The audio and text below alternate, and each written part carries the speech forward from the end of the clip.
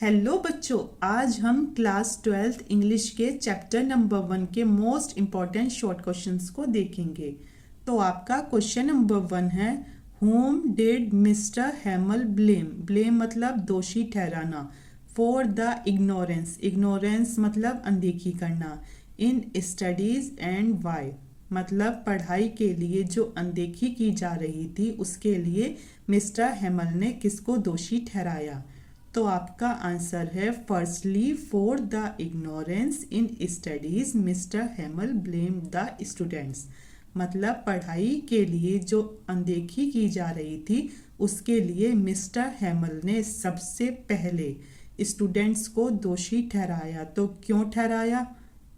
Because क्योंकि दे delayed the studies, क्योंकि वो अपनी पढ़ाई में देरी करते रहे। इसका मतलब है कि वो अपनी पढ़ाई को टालते रहे। Then he blamed their parents, उसके बाद उन्होंने उनके माता पिता को दोषी ठहराया। क्यों ठहराया? Who preferred them to work on a farm और एट द मिल्स, क्योंकि जो उनके माता पिता थे वो उनसे खेती कराना चाहते थे और दूसरा उनसे मिलों में काम कराना चाहते थे। And then he blamed himself too, उसके बाद उन्होंने खुद को भी दोषी ठहराया। क्यों ठहराया? फॉर गिविंग देम हॉलीडेज, कि मैंने इन्हें छुट्टियां ही क्यों दी।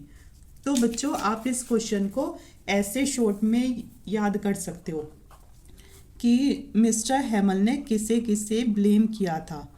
तो आपके फर्स्ट स्टेप में तो है कि मिस्टर हैमल ने स्टूडेंट्स मतलब बच्चों को दोषी ठहराया। क्यों ठहराया?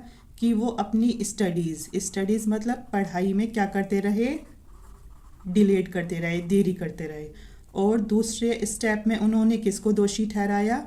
उनके पेरेंट्स को, माता पिता को। क्यों ठहराया? क्योंकि वो उनसे काम कराना चाहते थे। वर्क कहाँ? एक तो खेती कराना चाहते थे आप फार्म, और दूसरा मिलों में काम कराना चाहते थे एट द मिल्स।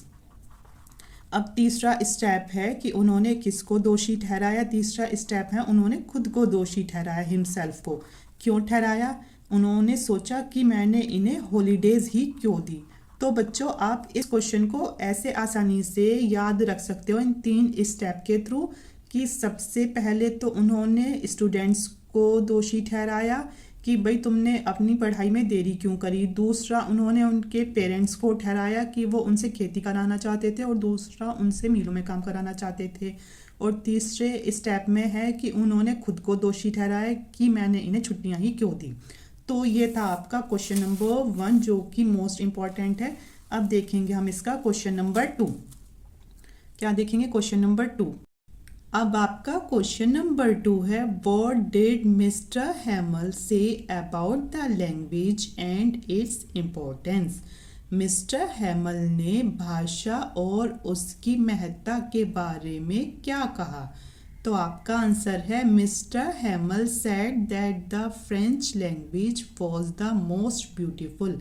मिस्टर हैमल ने फ्रेंच लैंग्वेज के बारे में बताया कि वो बहुत सुंदर है।